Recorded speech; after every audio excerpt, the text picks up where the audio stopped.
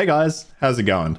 Today we're looking at Clair Obscur Expedition 33, a brand new game that came out of Sandfall Interactive. This is their first game.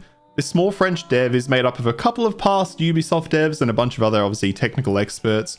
And I'm not going to waste your time. I'm not going to mince words. They have knocked this game out of the park. Honestly, right off the bat, I'm going to say this is going to be up there in Game of the Year contender and is probably going to win a few categories in that respect. Now, as much as I'm praising it, that's not to say this is necessarily a game for everybody. This is a turn-based RPG. It very closely follows the vibe of JRPGs. Obviously, it's a French dev, so it's not a Japanese RPG, but it is an RPG that is turn-based, heavily inspired by games like Final Fantasy. And that means it's not necessarily going to be for everyone, and there's a few other nuances that might end up putting some people off, which I'll get to as we talk about the combat and the style of gameplay it is. If you've not previously heard about the game, the general concept is that once a year, this entity called the Paintress wakes up and paints a number on her monolith. Year by year, that number is ticking down, and every year, as that number ticks down, people are erased. Literally, if you are above the age, in this case 33, you just disappear from the world. I'm lucky enough to have a couple of years left on my ticket. But the inhabitants of the world obviously don't want that to continue, so every year they send an expedition. You are part of Expedition 33, you lead that team, and essentially you cross the ocean, you get to the world, and you try to fight your way to the Paintress. As part of this adventure, you come across past expeditions, you learn about their stories, and of course you come across a number of different enemies, potential allies, and interesting story beats along the way. So let's start off by talking about how the game plays, what you're seeing and doing in this world. After a brief opening segment where you learn a bit more about the world, a bit more about the characters, you're thrust straight into the expedition. In this space, you're engaging that turn-based combat as we mentioned earlier, but it's got its own flair. Expedition 33 expects you to be active in its combat system. You will have to time your attacks, which can help to increase their potency. You will have to dodge enemy attacks, or you can try for a parry, which will allow you to counter the enemy if you can parry all the attacks coming at you at once. This is a system I was really unsure of, but it grew on me over my playthrough. At the beginning, I really didn't like it. I prefer my turn-based games to be turn-based, and at the middle and higher difficulties here, Expedition 33 does not allow you to do that. You must engage with this system. One of my viewers during one of my streams commented this looked a lot like QuickTime events, and I think that's a good way of describing them. They are relatively QuickTime events. If you miss them, and you miss them constantly and you don't engage, you are not going to have a good time. So you do need to engage in this system. And this is a position where I think a lot of people are going to jump off. For me personally, I pushed through, and by the end of my playthrough, I really value this system. I think it was a really good addition, but it took me a long time to get comfortable with it. And I think you're going to see a lot of people fall off simply by looking at that system itself. In terms of combat, it's your basic turn-based stuff. You have items like healing potions, action points to help you actually use your abilities, and revive tints. You also have actions, so each character has their own actions that they do, their own abilities. And what really set Expedition 33 apart for me is the amount of character depth here. Each have their own subsystems. Gustav, the kind of main guy, has this bionic arm, which gains charges as he does damage for massive damage when he gets to 10 stacks. Another character, Loon, works off a stain system, so casting certain abilities will give you certain stains, and abilities can then use particular stains for augmented effects.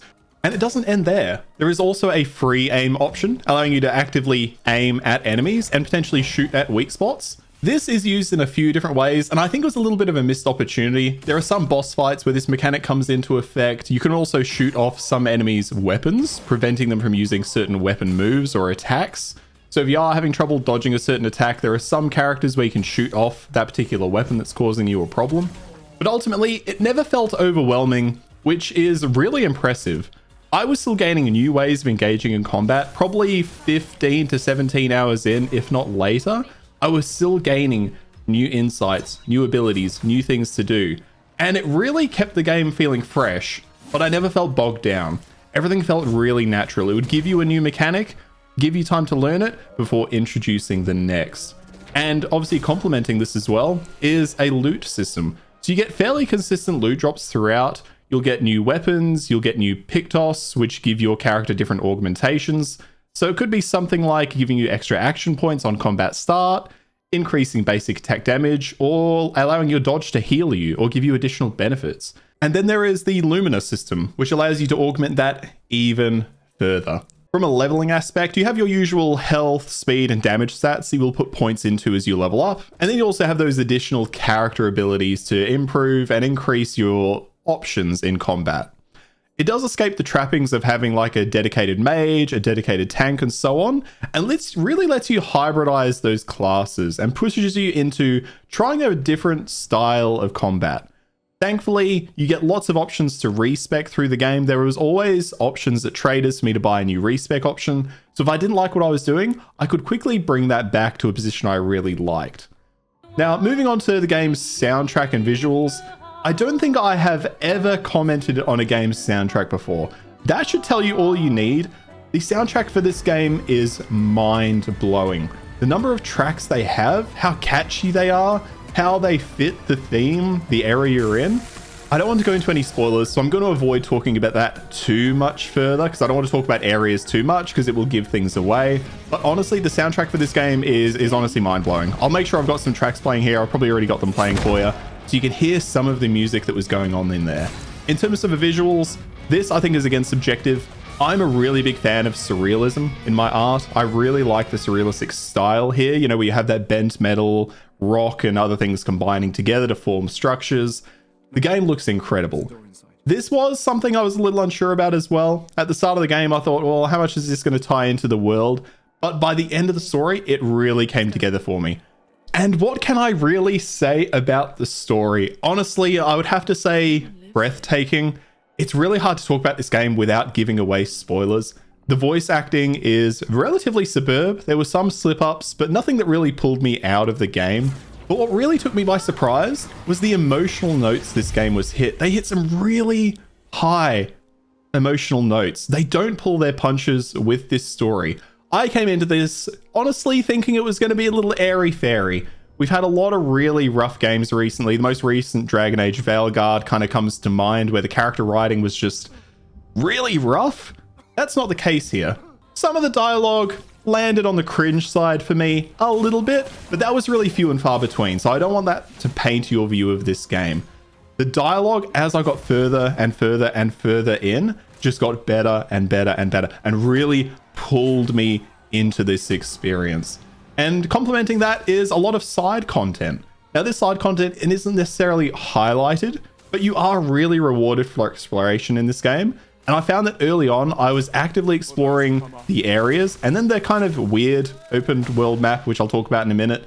And I really felt immersed in the world. I felt like I was being rewarded for exploring. I was always finding new items, new collectibles, new weapons. There's always a reason to look. And to cap that off, there is also a New Game Plus option as well, which is a fantastic addition. I love when developers actually put thought into those things. Now, to cap off this video, I do want to talk about one major issue that kind of irked me a little bit throughout the entire game. And that is there's no map in this game, or at least there's a larger overworld map, but it honestly doesn't tell you a single thing. You wouldn't really be able to navigate it other than knowing, should I go up, should I go down? But you still need to figure out where you are in relation to that, which means you have to take time figuring it out. So the challenge here is the linear areas you move through, they occasionally have branching paths, but there's no map for you to look at those. So it's very easy to miss small areas, which is okay because it rewards exploration. But when you look at the larger open world map, you can easily miss side content by not exploring in certain areas of the game. There were also times where I found some side content, and it was way too hard for me at that current level. But there was nothing to tell me that prior to getting there, which is okay again. But the challenge is, if I want to go back in the future, remembering that content is there, it's all in my mind. And we're talking about a game that is usually taking what I'm hearing about 35 to 40 hours. That aligns with my time frame as well. But of course, if you're 10 hours in, are you going to remember something that happened, you know, when you were 2 hours in? Are you going to remember exactly where that was? It might be a nitpick for some. If you're good with your spatial awareness, you'll get through it all right. I got through it without too much trouble. I tend to remember where things are, but this isn't a game you can really pick up and then put down for a couple of weeks and pick up again, because you are going to miss that side content. But that's only really a concern if you're looking for it. If you're just trying to follow the main story, I found the game led you there pretty well. You can always check where you're supposed to go and find where that is with relative ease, but it's something to keep in mind. and it is otherwise the only small, really kind of slight I have against this game. Ultimately, Expedition 33 is a wild card for me. I didn't expect this. I didn't expect this to land as hard as it has, and I think it's getting quite a lot of praise across the gaming space at the moment. So people are really loving it. If you are interested in your turn-based RPGs, if you enjoy them, highly recommend. Absolutely highly recommend. If you don't like that turn-based gameplay though, this game isn't going to pull you around. I don't think anything really can if you don't like that gameplay style. And if you don't like the look of what I called those quick time events earlier, needing to engage in that combat style, I'd say give it a shot. It worked for me, but if you know that's going to piss you off, then it likely is. It did feel to me as though at times combat required me to do that. And there are some fights where you pretty much have to dodge the move coming in, or you're going to have to revive that character. That took me some getting used to, but if you can get over that hump, Expedition 33 has so much to offer. Thank you guys for checking out this video. I really appreciate it. As always, if you've liked the video, throw a like on there. Subscribe if you want to see more. You being here, that's what really matters. If you wanted to hang out or ask some questions, come hang out in my streams every Tuesday and Thursday, right here on YouTube and Twitch, 4 PM Australian Western Standard Time. Until then, guys, have a good one, and I'll see you next time. Cheers.